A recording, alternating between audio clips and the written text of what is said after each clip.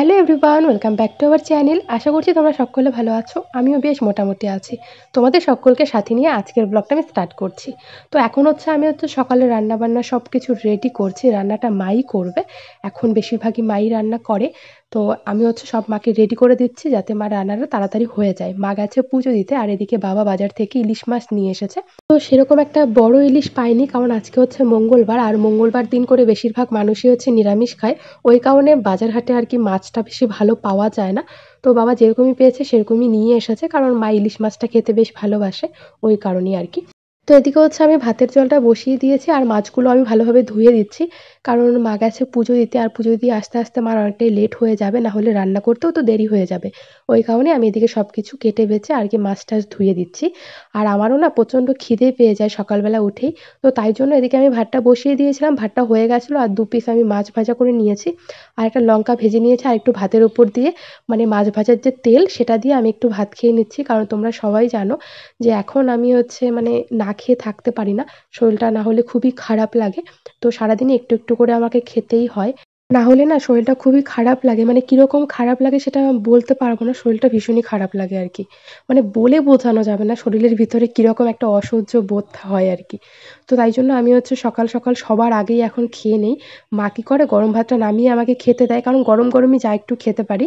তো এখানে মাছ ভাজা দিয়েই খাচ্ছি। আজকে মনে হয় অনেক দিন পর মাছ খাচ্ছি। এতদিন তো মাছ কি মানে মাছ যে কোনো ঝোল কিছুই খেতে পারিনি। শুধু একটু করে শাক দিয়েই খেয়েছিলাম। তো খাওয়া দাওয়া করে তারপর আমি না স্নান করে নিয়েছি, কারণ খেতে খেতে এদিকে 10টা বেজে গেছিলো। তারপর ভাবলাম যে স্নানটা করেই নিই, এখন যেহেতু রোদ আছে, রোদ থাকতে আমি স্নানটা করে ফেলি, মানে 12টার আগেই স্নানটা করে ফেলি। তো স্নান করে উঠে এই যে আমাদের যে গামছা আছে, মানে তোমাদের দাদাভাই আর আমি যে গামছাগুলো ইউজ করি, তো সেগুলোকে আমি ধুয়ে দিচ্ছি, কারণ অনেক কদিন ধরেই ধোয়া হচ্ছে না। কারণ আমার শরীরটা খুবই খারাপ, তো নিজের ঘরটাই গোছাতে পারছি না। সারাদিন মানে শুয়ে থাকি, বিছানা থেকে যে উঠবো সেই শক্তিটা শরীরে নেই। আসলে খেতে পারছিলাম না তো অনেকদিন ধরে, ওই কারণেই আর কি। তো তারপরে জামাকাপড়গুলো কেচে দিচ্ছি, মানে সরি গামছাগুলো কেচে দিচ্ছি।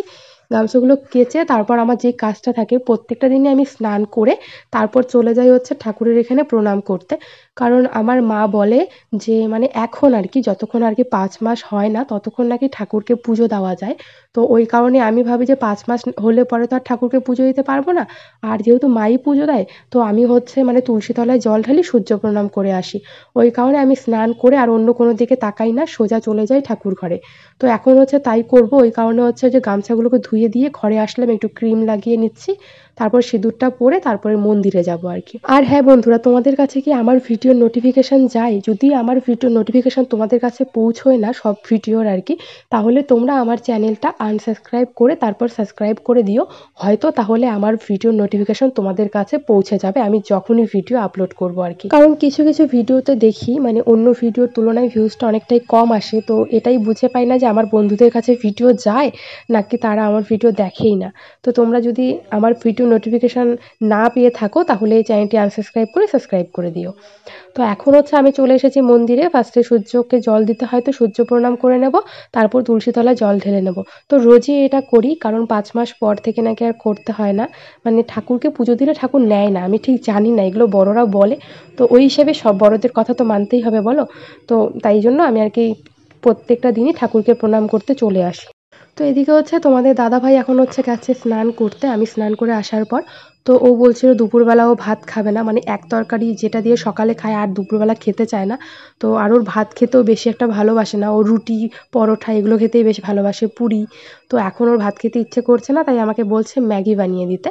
তো এখন গিয়ে আমি আর কি একটু কিছু একটা খেয়ে দিয়ে তারপর ওকে ম্যাগি বানিয়ে দেবো, কারণ আমারও খিদে পেয়ে গেছে।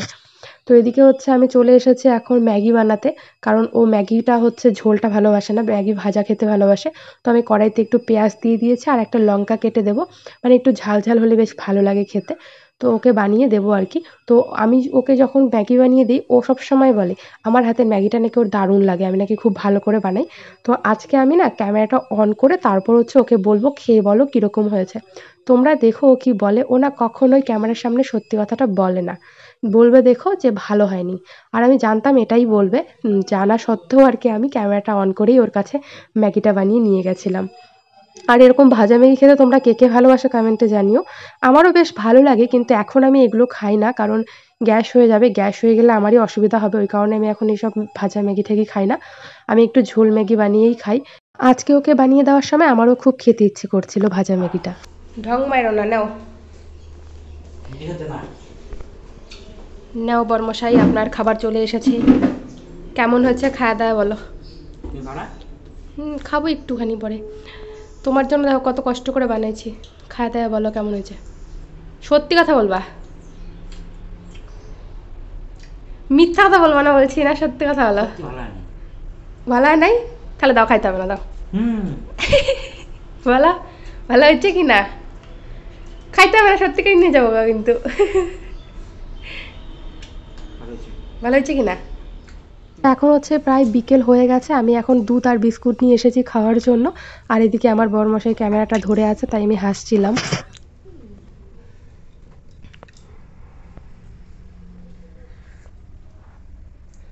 খাবা একটু?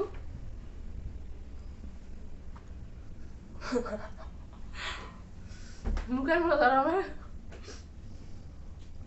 রোজই আমি এই যে এরকম টাইমে আর কি দুধ খেয়ে থাকি 1 গ্লাস করে। তো খালি দুধ খেতে পারি না, তাই বিস্কিট দিয়েই খাই আর কি।